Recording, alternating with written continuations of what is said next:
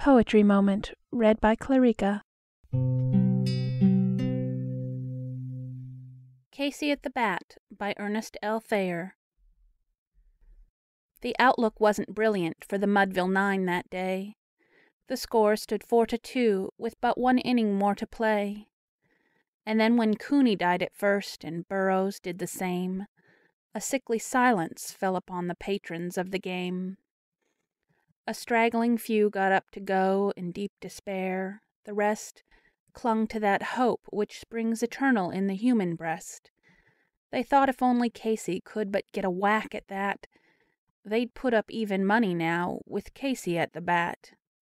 But Flynn preceded Casey, as did also Jimmy Blake. The former was a puddin', and the latter was a fake.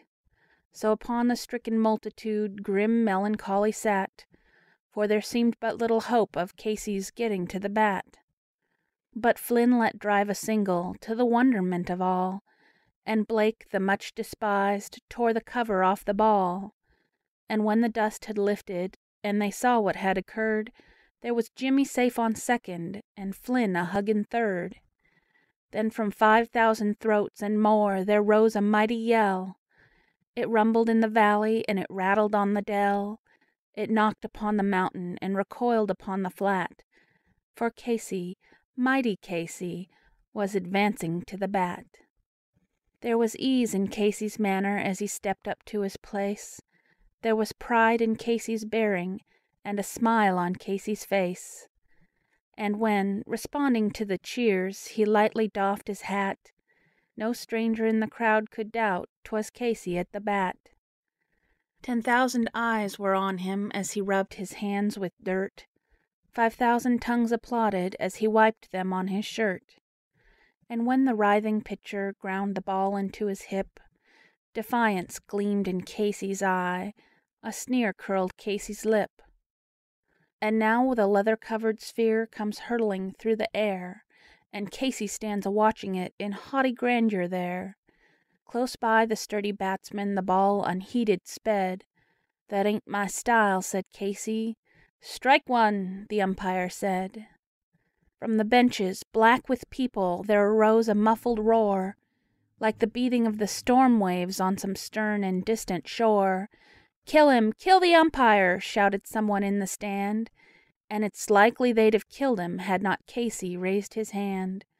With a smile of Christian charity great Casey's visage shone. He stilled the rising tumult. He bade the game go on.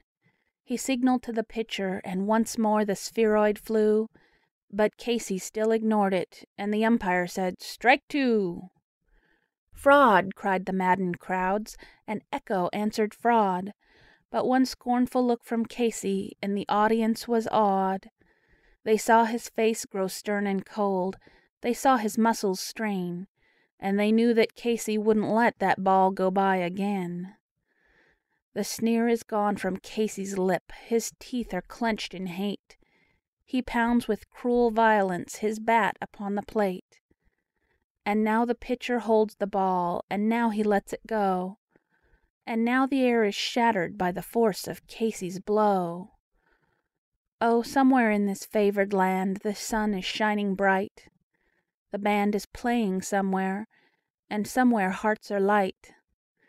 And somewhere men are laughing, and somewhere children shout. But there is no joy in Mudville. Mighty Casey has struck out.